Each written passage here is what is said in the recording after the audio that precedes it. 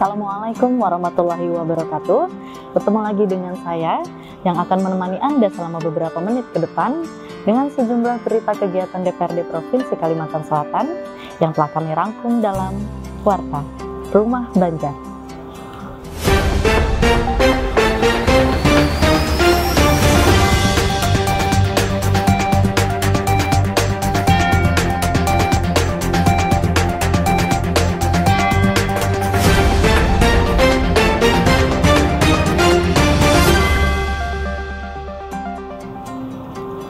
Pada episode kali ini, secara eksklusif, tim redaksi Warta Rumah Banjar telah menghimpun sejumlah berita pilihan sepanjang bulan Juli dari Komisi 2 DPRD Provinsi Kalimantan Selatan.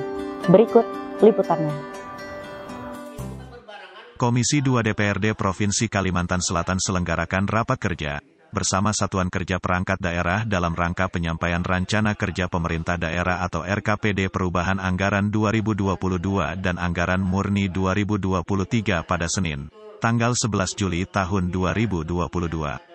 Rapat kerja komisi yang membidangi tentang ekonomi dan keuangan tersebut dihadiri antara lain oleh Kepala Dinas Koperasi dan UMKM, Kepala Dinas Penanaman Modal dan PTSP, Kepala Badan Keuangan Daerah, Kepala Dinas Pariwisata, Kepala Dinas Perindustrian, dan Kepala Dinas Perdagangan Provinsi Kalsel.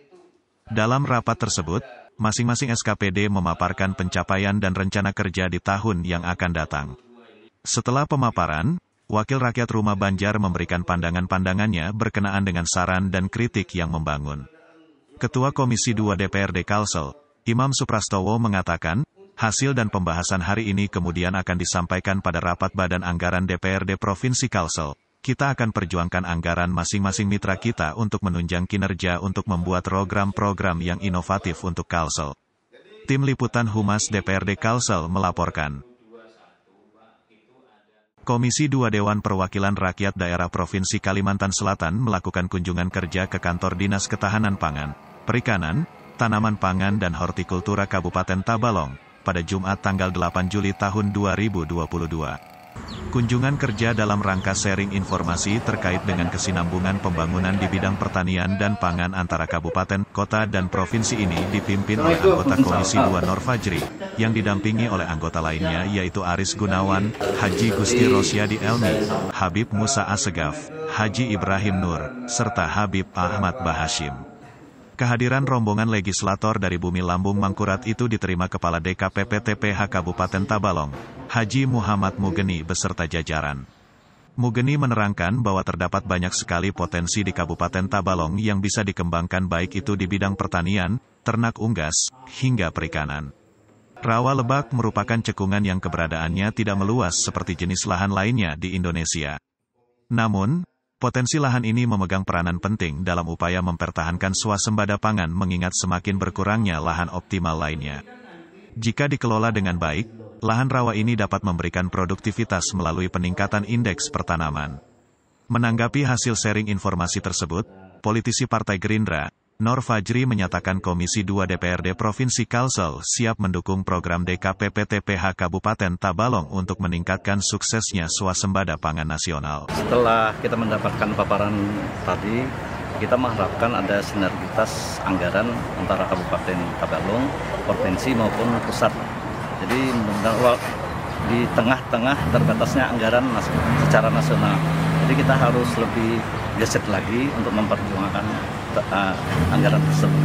Berdasarkan paparan tadi kan sebenarnya Kabupaten Tabalong sangat siap untuk mendukung pintu gerbang IKN terutama di bidang pangan, pendanaan pangan IKN dengan metode dengan cara-cara inovasi yang tersendiri.